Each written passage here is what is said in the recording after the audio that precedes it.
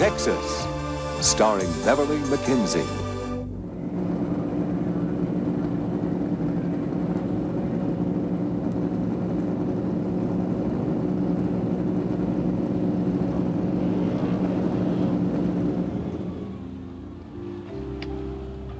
Loosen up in the crowd a bit, Joe.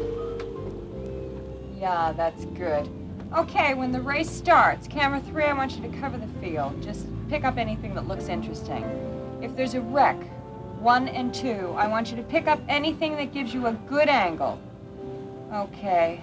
How are your readings, Jake? Beautiful. Couldn't be better. Okay, great.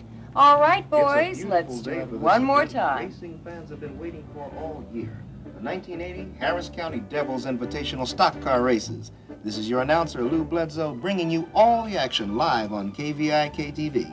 And today, as I've told you, we have with us one of the truly great drivers of our time, Justin Marshall. Picked as Driver of the Year in 1979, he just signed on with the Victory Network. Justin, let me welcome you again to the KVIK sports team. Well, thanks, Lou. It's good to be working at KVIK, and it's good to be back in Harris County. Well, that's right. You copped first place in the Devil's Invitational, 10 years ago, right? And you kept right on going, too, into Formula One racing. What were you, 3 points from being the #1 international driver last year? 2. 2 points from the top, ladies and gentlemen. Well, I reckon these old dirt tracks look pretty tame to you now, No way, Lou. I tell you the truth, there's no crowd better than the stock car racing crowd, and there's no thrill bigger than taking home that silver cup. I don't care if it's Grand Prix or Le Mans or whatever. I don't think I've had a better thrill than I did the day that I won that race right here. Well, there you have it, folks. A real testimonial to the skill, daring, and plain old guts of the stock car races. Justin, we're mighty glad to have you back in Texas. And we hope you're just as glad to be back with your old fans. Well, you'd have to be crazy not to be glad to be back in Texas. You're right about that, partner. And now let's have a word from those good folks that bottle Wolf River beer. Remember, when the wolf howls, give him Wolf River beer.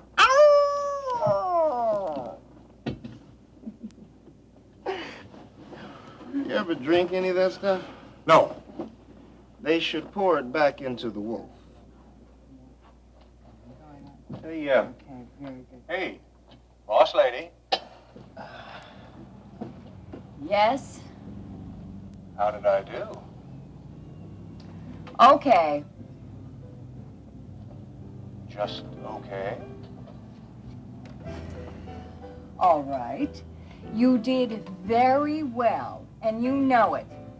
So keep your mind on your work and off me. I'll try, Sam. I'll try real hard. Why?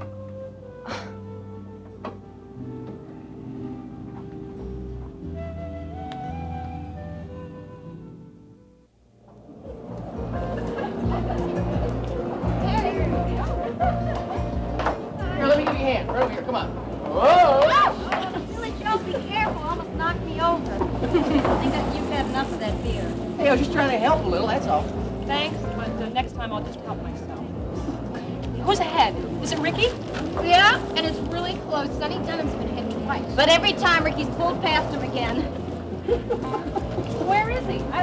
There's so much dust. It's not the dust that bothers me, it's the heat. I haven't been this hot since And that in Phoenix, it took us till 3 in the morning to find the hotel room. Oh, honey. I think I just felt the temperature drop a little. Whoops. Still don't see Ricky's car. There he is, number 22. You see him right there? He's in the lead. Not for long, though. Dunham's pulling up on him. Go, Sonny! Go, you son of a... Joe, why are you rooting for Sonny Dunham? I thought you came here to see Ricky race. Yeah, but, well, since he's your brother, I'll make an exception, okay? I mean, next time they come around, I'll give a yell for for Ricky, okay? We can do it together, okay? Okay. Okie doke. Why don't you just cool it, Billy Joe? Hey, you know what you need? You need one of these here cold beers they're selling, you know that? I mean, as warm as it is, this might melt you down a little. That is not a very nice thing to say. What we have here is a basic party cooler, you know? Let her sit and sweat. Okay, I'll get you a beer, me a beer. Maybe I'll get you a beer, too. Okay. Billy Joe, forget it. I don't want one. Let's make that 2 party coolers.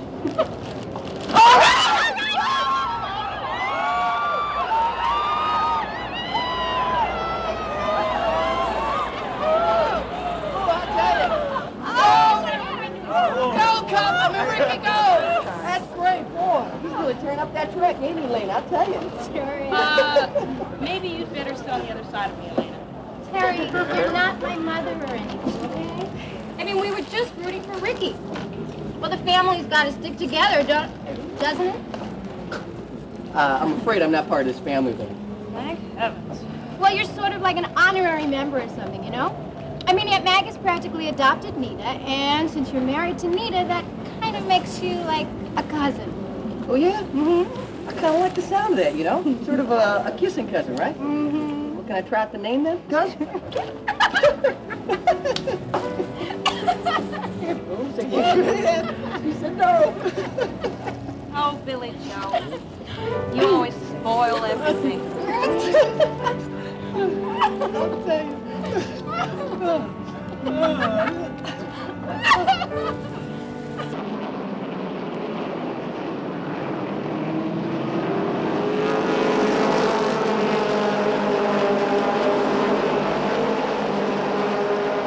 Keep your eye on card 12 and 22. Sonny Dunham is the defending champion, but it looks like he may lose out to Ricky Decker of Marshall County. Thanks, Justin. Let me just go through those top 10 cars again for you. In the lead, Ricky Decker, driving car number 22, followed very closely by Sonny Dunham. Joe Perlman is moving up closely on the outside, and Ed Guernsley is making a move on. How about sharing some of that coffee, boss? I don't see why I should, since you didn't share anything with me. Who, me? Yes, you, rat think.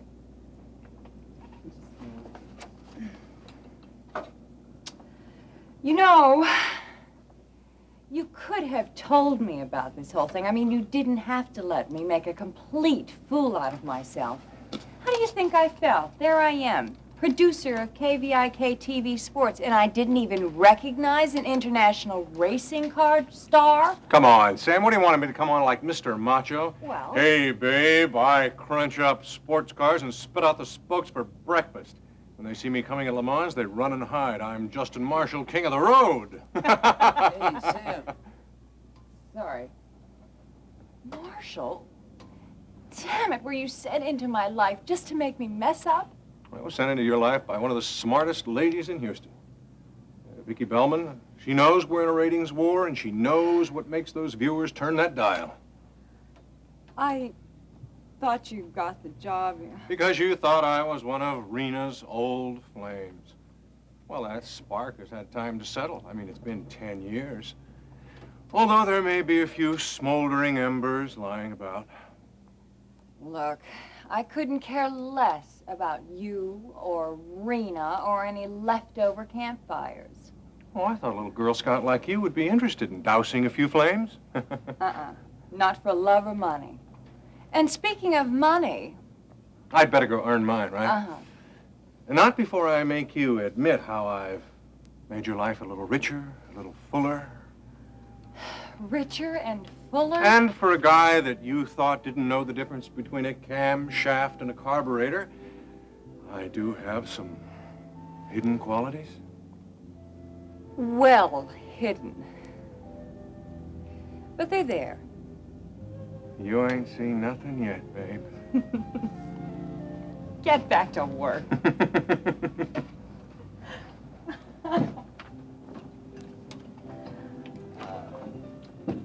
This is your sports station, KVIK TV. Justin Marshall and Lou Bledsoe here, narrating the action for the racing fans at home as well as those here at the track for the 1980 Harris County stock car races.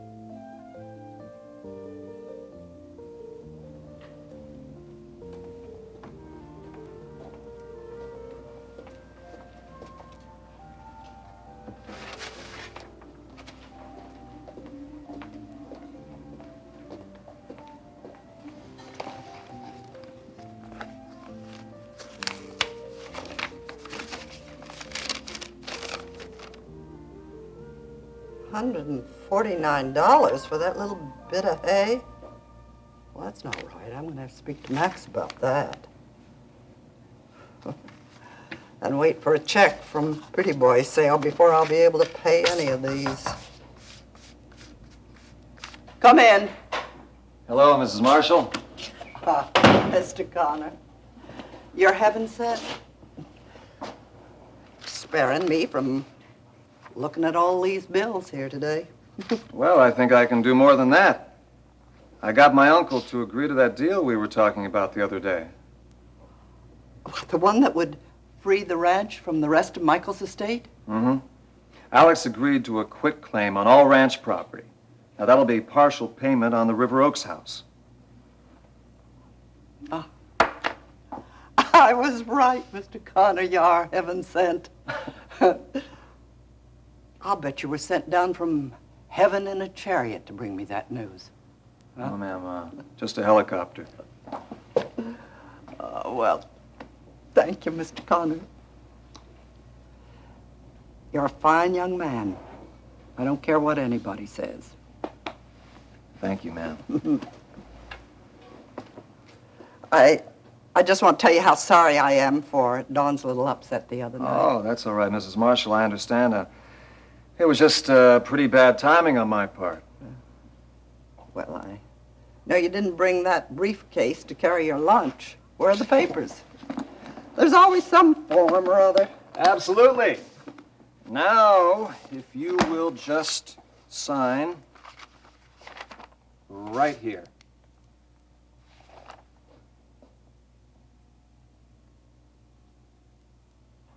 And right here.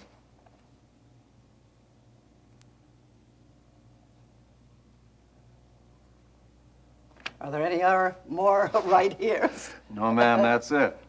Now I'll have to get the other heirs to sign. Is Ginny around? Oh, she's down at the stables. I'll get her.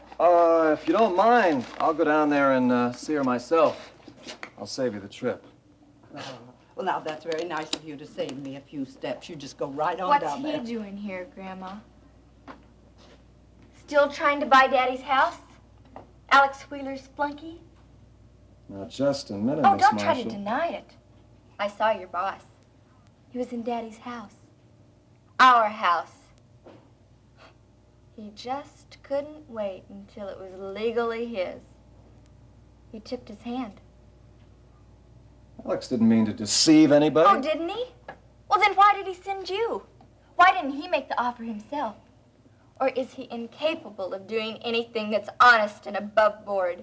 He made the offer through Stryker because he thought it was best for the family. He's trying to help Best for them. the family? Oh, how can you lie like that? Alex Wheeler doesn't care about the Marshalls. He's sitting up there at the top of the world building like a vulture, just waiting for the next one of the Marshalls to show some weakness.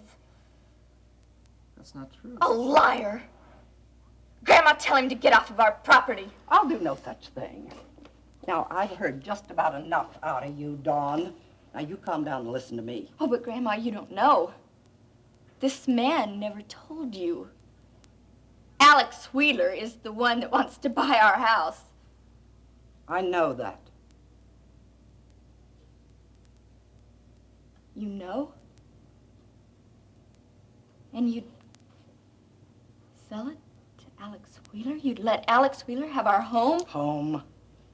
That big pile of bricks in town. That was never a home, not for the Marshalls. You'd let Alex Wheeler have it?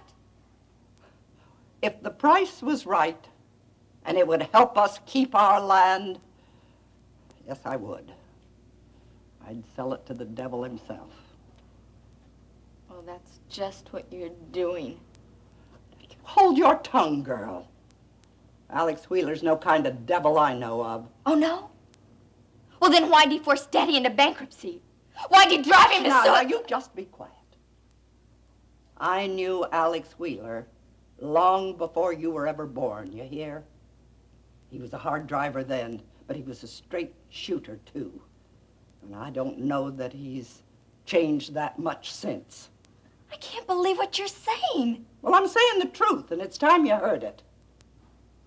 Now, Mr. Connor here has taken a lot of time and trouble to get us a quit claim on your father's share of the ranch in exchange for the house. I've signed the papers accepting his offer. You've signed? No!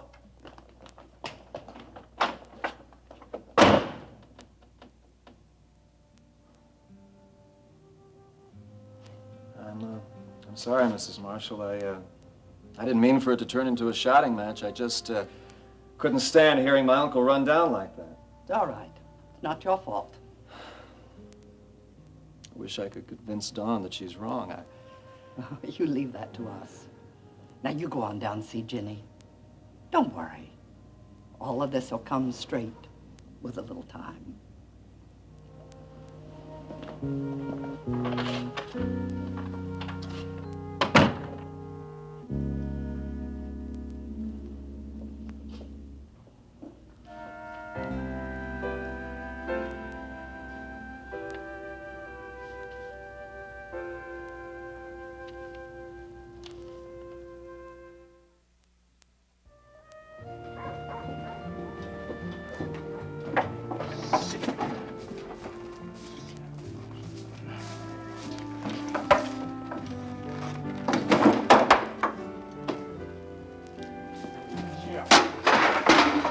Max, what are you doing?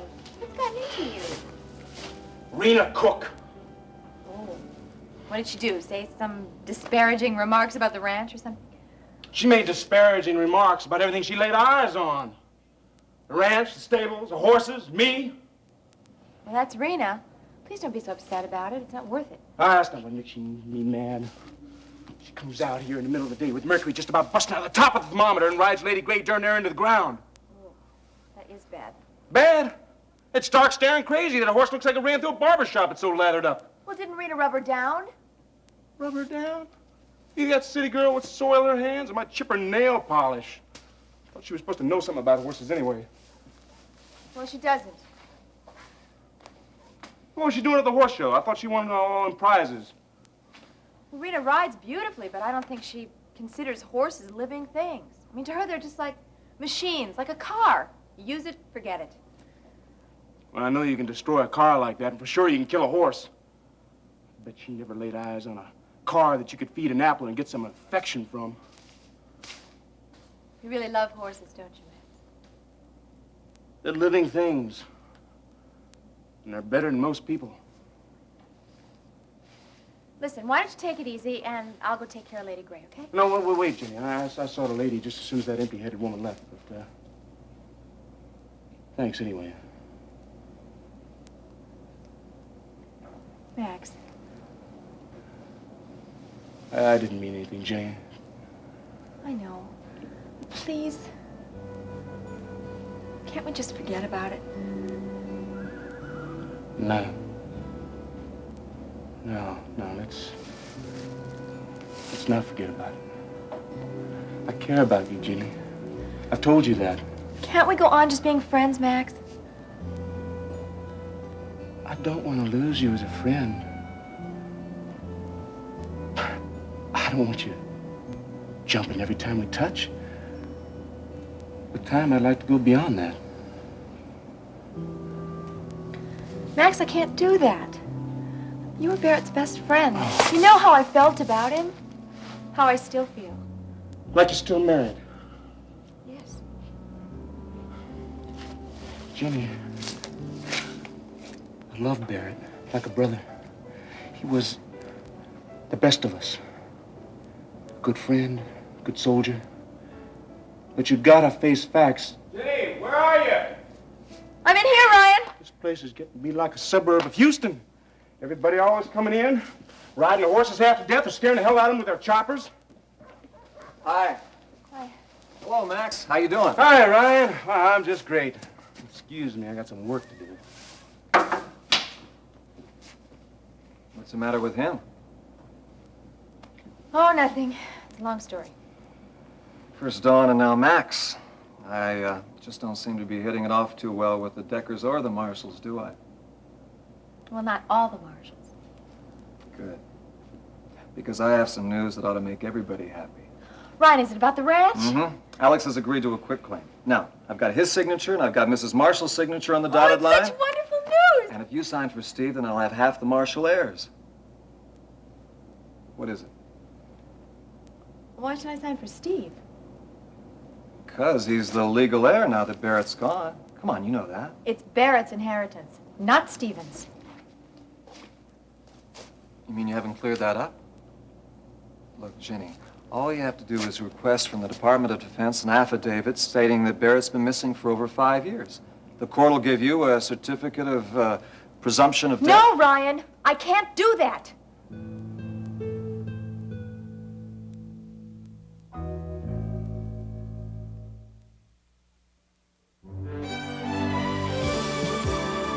Stay tuned for the next part of Texas.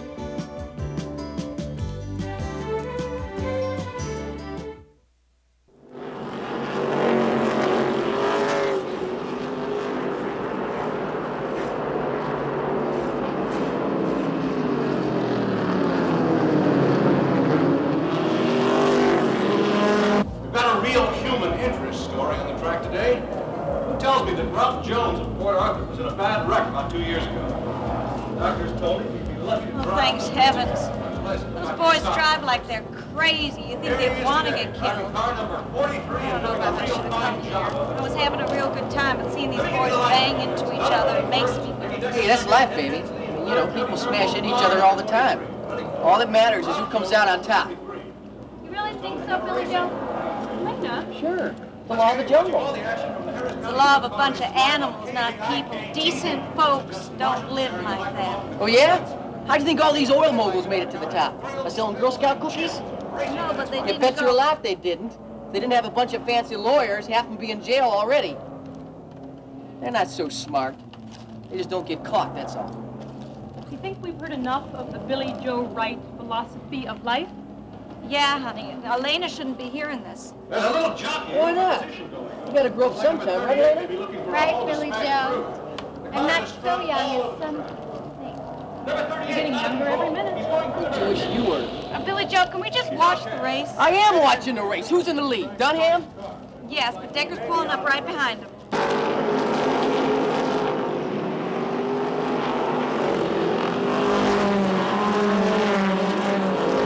Dunham's still running number 1. Decker a close second. Oh, thank God.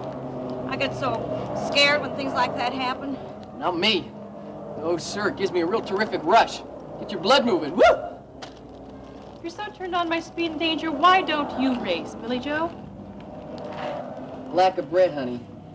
If I was born normally in the Bucks, I'd be out there leading the pack right now. Bringing you all the action on the Guess I've victory just hill. been born This may be disadvantaged. one of the closest stock car races Say that I've again. ever seen. Dunham and Huh? Decker have been jockeying for the number 1 I spot said the all Deckers afternoon. weren't exactly born with silver spoons in their mouths. The car Ricky's driving, he paid for himself. Look, those cars just hit! Oh. Trouble in turn 1. He smacked my number. I can't tell. I can't see the number. They're dead on the track. There goes the yellow flag. Which number is it? Can you see, honey? No, I can't tell. I can't see. It's not Ricky. Damn. We'll get you Not that number Decker, in it's just a car. moment.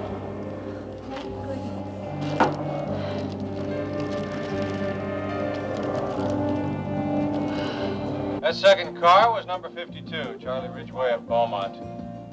Ricky and Jody are leaving the track. No driver seems to be hurt. But they're both out of the race. The cars are still moving in place under the yellow flag. And the wrecker's got 52 off the track. There goes the other one. The track is now clear. There's the green. They're back in action. Both boys are really pouring on the horsepower now. This may just decide the race. Sonny Dunham of Dangerfield, the defending champ, is still holding the lead. There goes Ricky Decker. He's making his move. Car number 22 is pulling out in front of Dunham. And they're doing some pretty fancy maneuvering. He's got him. Ricky Decker is finally pulling out farther in front of Dunham. Wait a minute. They're running into trouble on turn 4. Oh, Decker's car number 22 has just been hit. Looked like Decker suddenly lost control. He's back on the track. He's been hit again. Number 30 caught him in the rear. He's spinning out. Oh! He hit that wall hard. Decker is out of the race for sure. It's a brutal crash. His car's on fire. It's firing up. Hold on that wreck. Marshall's going out there. Yellow flag is out. Decker's car is really smashed against that wall. Ricky, get him out! Get him out! Oh, that poor boy. That poor boy. Decker's car is starting to smoke.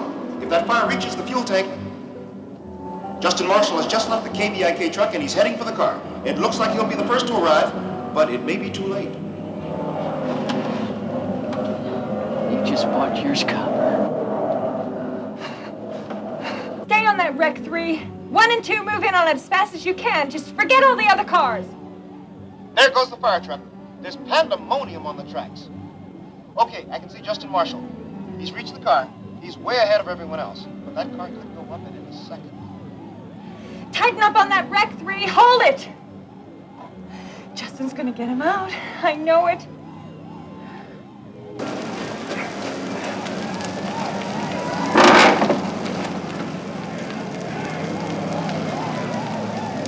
He's having some trouble freeing Decker from the seatbelts. That metal must be red hot.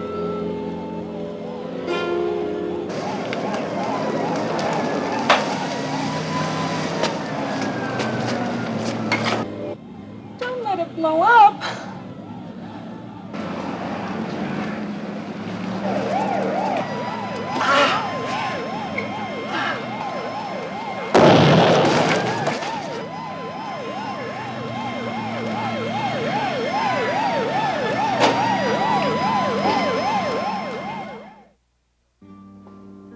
Jenny, there'll be no difficulties. I'm not proposing some special procedure. It's done all the time in matters like this. No, it isn't that. And what is it? Barrett's not dead. What? I mean, the rest of the world might think so, but they haven't found his body. They have no positive identification. And until that, I can accept it, but not like this. Jenny, it's been 5 years. Look, Washington's pulled out all the stops on the MIAs. If I thought there was any possibility, I'd say keep hoping. But believe me, there isn't. Don't you think I know that? I've thought about it, that I've lain awake nights, thinking what a fool I was to keep expecting Barrett. And why can't you file for a presumption? For Steve's sake, if not your own. Because if I do, I feel as if I've betrayed Barrett. I just can't do that, Ryan. I can't just write him off. I can't wipe out the man I loved with a piece of paper. A piece of paper can't do that, but time can. Are you saying I don't remember Barrett? That I can't see him standing right in front of me just as clearly as I see you? Well, can you? Ginny, you said the man I loved. You talk about Barrett as if he was in the past. Well, he does exist only in the past. I still love him. Of course you do. But the love we owe to the dead just isn't the same as the love we owe to the living. Ginny, even marriage vows say, till death do us part. I'm not just talking about marriage vows, Ryan. Before I could even read, my father taught me about honor and duty and country. And when a man went away, a woman waited for him faithfully. Now, I know that those virtues aren't really in fashion anymore, but they are not supposed to be fashionable. Ginny, I understand that attitude and I admire it. But you can't substitute ideals for flesh and blood. I'm not doing that. Don't you understand? The Army was our life. When Barrett and I fell in love, he was working for my father as liaison officer. We had so many things that we shared. We had so much in common. The old and the new cavalry. Honor, duty, country, all those things were drilled into Barrett when he was at Texas A&M. He didn't have to learn them. They were in his blood, and in his father's, and in his grandfather's, just like they're in mine. Ginny. Ryan, please let me finish. I have to say this. When the call came that they wanted him to go back to Vietnam, he didn't want to go. He'd already done his tour of duty over there. I was I was so grateful to have him here alive and safe. We were living right here on the ranch. We had Steve. Barrett didn't want to leave us or the land. He knew that the war was lost. It was only a matter of time. But he told me that it was his duty. That he knew the war. He knew the country. He knew that he could save lives. It must have been rough. Losing him just a few days before the war ended. When the telegram came that he was missing, I didn't think I'd ever stop crying. It was so terribly unfair. When I did stop, and I thought that there was a chance that he was still alive, no matter how slim it might be, it was my duty to wait for him. Are you sure it's still your duty? Or is it something else? What else is there? Uncertainty. Fear. Fear of starting over. Of committing yourself to someone else with all the possibilities of losing him as you did Barrett. No. Ginny, I know how hard it is to let dreams go. To say I'm going to get rid of him forever, it's hard, but you got to do it. No, I can't desert him. You wouldn't be deserting him. You'd be performing your duty. You've got to let Barrett go. Please. I can't. I can't even think about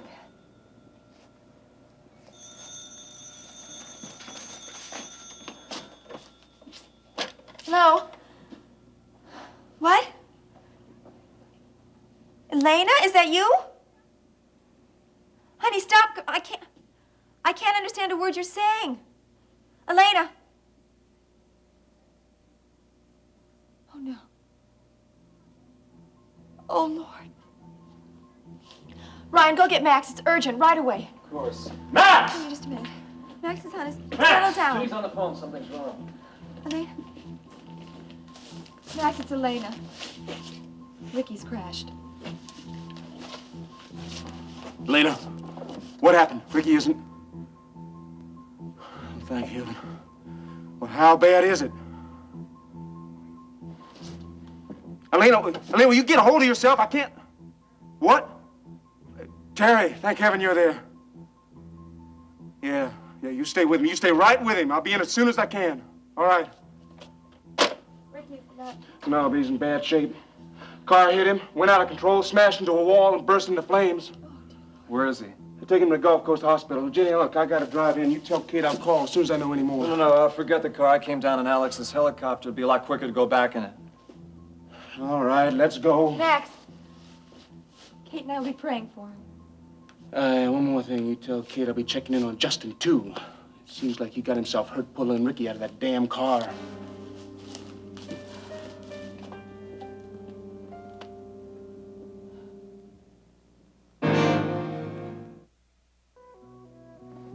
Okay, guys, that's about right. As a matter of fact, that's perfect. Here you go. Thanks a lot. Thank you. Have a good day. Must be some girl you're doing this for. Yeah, she's some girl, all right. Take it easy.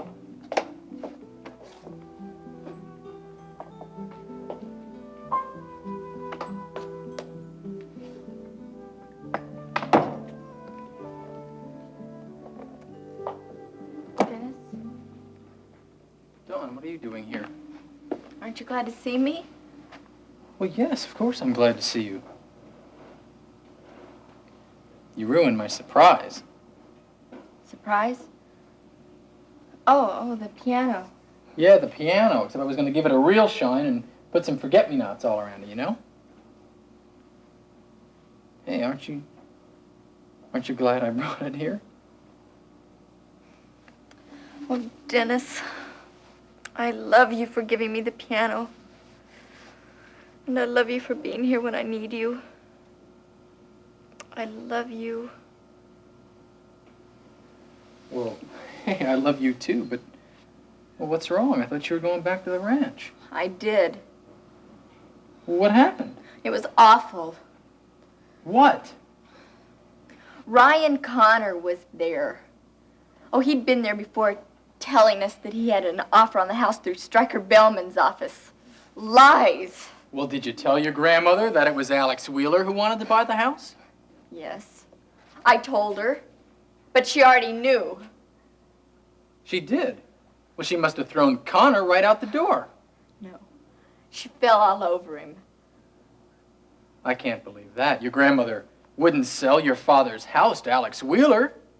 She said she'd sell it to the devil if it would help save her precious ranch. It is her life, you know. You can't expect her to stop caring about it. Well, it's like she stopped caring about me, about Daddy. Like she's forgotten about him. Look, I can't believe that. Well, you didn't see her. I opened the door and there she was, laughing and smiling with Alex Wheeler's flunky. It's getting to where I'm afraid to open doors anymore.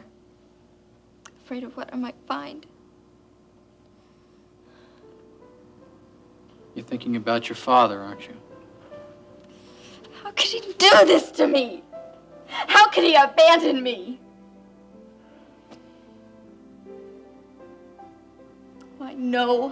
I know there are no answers.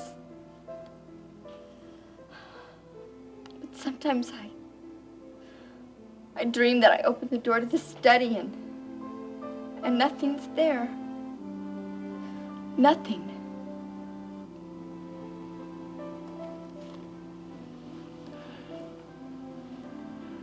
What can I do to help? Hold me, just hold me. Don't let me go. Don't worry, I won't. Ever.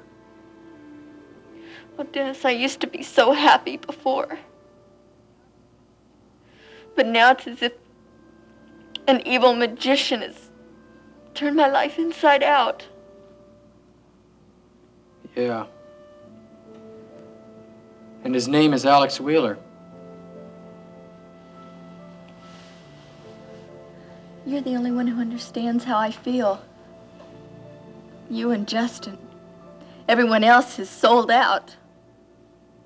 Listen, I'll always be here. Always. This is where I belong. Here with you. I want to stay with you.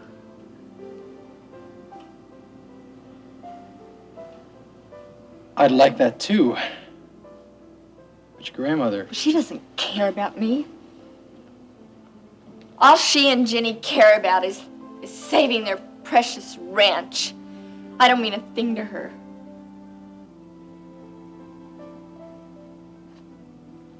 Well, are you sure you want to stay here? With me? Yes. I love you. I want to be with you.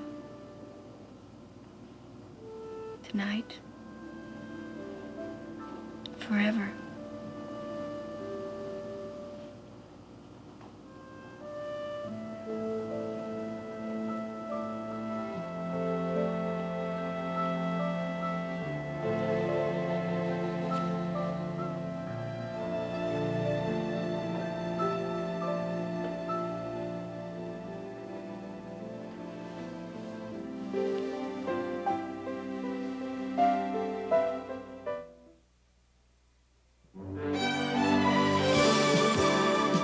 Stay tuned for the conclusion of Texas.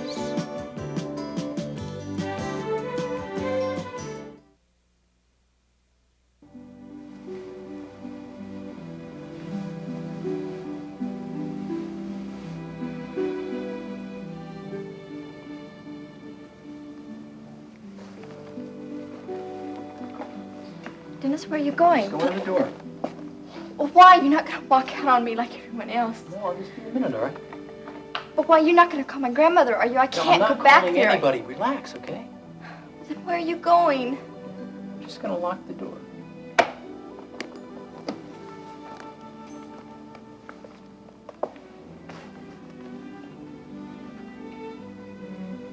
just got to be closing time.